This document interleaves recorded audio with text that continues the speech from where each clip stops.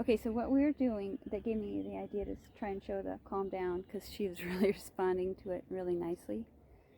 Now she's pretty, like, she's still looking at that wall, but she's got a softer eye. Hey, she was doing this, kind of like, hello, hey, you don't remember me? Come on, come. Good job. Oh, good job. So what I just showed you is something different, but I'm going to ask her to go around. Might have to switch the view, and she'll probably leave me, and then she'll probably be all kind of like wound up.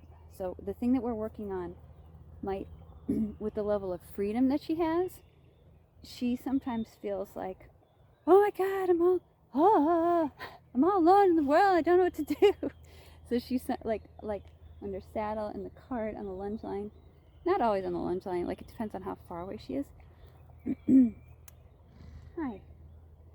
Typically, when I'm handling, that's so sweet. The head came down further. When I'm handling things in a closer proximity to her, she feels more confident. To make sense. So whatever comes up, I love those. Do you see those soft, squeezy blinks? That's really good. So whatever, there's a nice squeezy blink and a head lower, and then now followed by a little bit of, sometimes horses lower their head, kind of like, instead of relaxing, they are kind of saying, oh, what, anywhere else but here, like it's a distraction. But that was actually nice, genuine. Now she's all softer. Okay, I feel like I'm not finishing my sentences because it all happened so fast. Please don't do that. Okay, so let's see what happens, and if I can narrate it as I do it. If she gets a little bit worried and just kind of like, bah. Okay. Okay, so I'm going to switch the view to her. Hey, Riri, can you follow me a little bit? That's a good girl. Come on, hey, Petu. Ree. Good. Right now, I'm just trying to do the thing we're working on, which is draw. Can you be more sticky to me? But we'll get to the thing I was making the video for in a second. Good girl. Come on. Is it different because you're on camera? I know. Good job. Okay. Good job. It's okay. Hey, Minnie.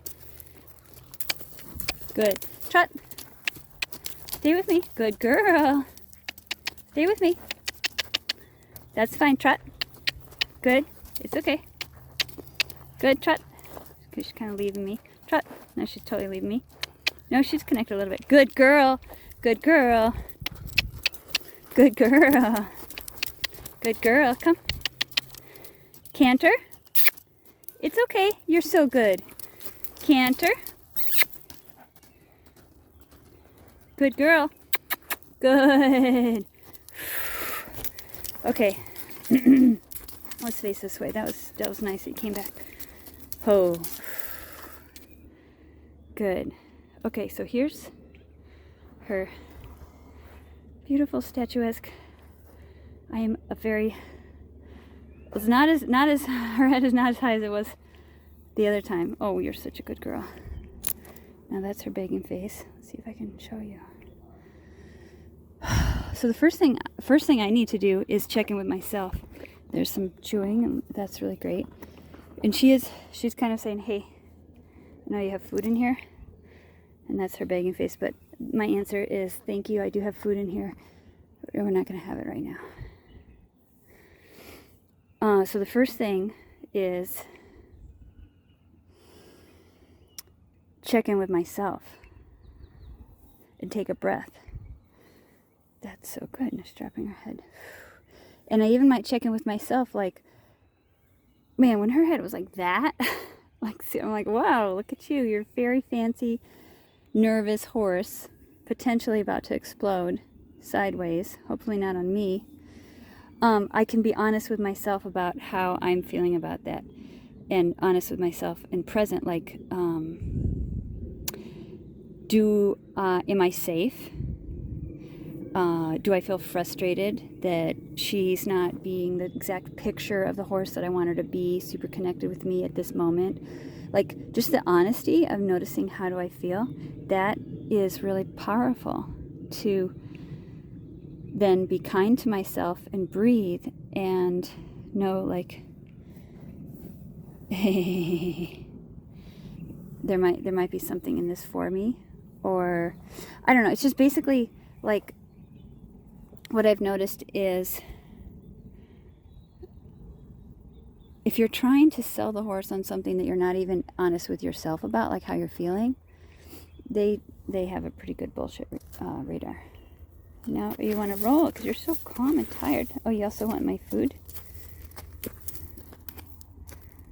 That's not such a terrible thing because, so same thing with my other white horse, my other horse. When we do this, get calm and be present, she gets so itchy. Excuse me. And she has to roll. And for her to be, like, we're like 30 feet off of that wall. For her to be comfortable enough to even consider rolling here on the, like, scary end of the arena is pretty cool. Okay, so she's rolling. We're also, she and I are working on, can you do the lay down and don't roll? That's very good. Wow. Are you going to do the other side? What a sweetheart. I feel kind of good.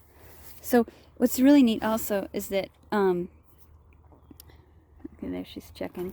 Oh, you're leaving me? It doesn't have to be without ropes. Sometimes it's so much better, like with ropes. Hi, baby. But basically, using the techniques that I didn't really share very much of, I guess, yet. What you're doing is like, I'll tell you about her in a second, why she's doing that. I took her on a lead line and we stood right near the fence where she's just about to be, and we just stood there and I just breathed and I was present. Hi.